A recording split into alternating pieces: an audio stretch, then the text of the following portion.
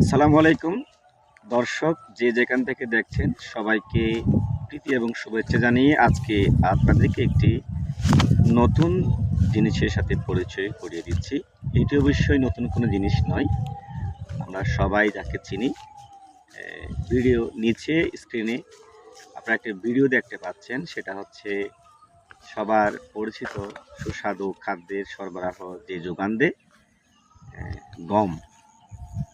গম এর ইতিহাস খুবই পুরাতন, প্রাগৈতিহাসিক যুগ তথা আজ থেকে প্রায় 10,000 কিংবা 12,000 বছর পূর্বে মেসোপটেমিয়া তথা ইরাক, সিরিয়া, তুরস্ক এই সকল অঞ্চলে এটা উৎপন্ন হতো।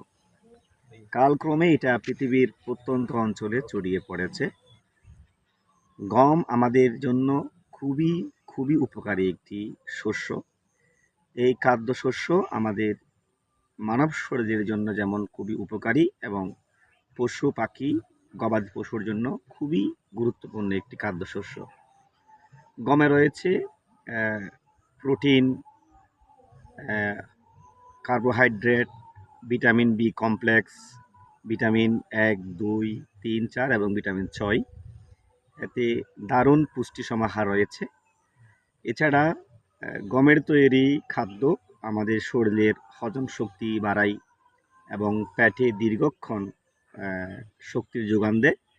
এছাড়া এই খাদ্য এমন একটি খাদ্যশস্য যার মাধ্যমে বৈচিত্র্য রকমের খাদ্য, পিঠাপুলি, নাস্তা আমরা তৈরি করতে পারি। আজকে আমরা হাঁটতে হাঁটতে একটা জায়গায় আসলাম, আনোয়ারার পানইকোড়া অঞ্চলে।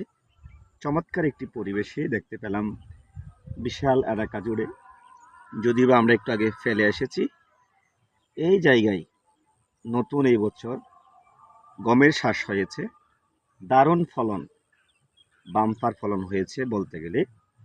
আসুন আমরা যে সমস্ত জায়গায় আমরা খাদ্যশস্য ফলাই, টমেটো, বেগুন, ফুলকপি, বাঁধাকপি, সেই সকল জায়গাতে আমরা নতুন বছরে নতুনভাবে নতুন খাদ্যশস্য উৎপাদন করতে পারি। আমরা আমাদের খাদ্যশস্যের ওই জায়গায় একটাবার গম চাষ করে গমের উৎপাদন বাম্পার ফলনের মাধ্যমে নিজেরা স্বাবলম্বী হতে পারি। সবাইকে ধন্যবাদ।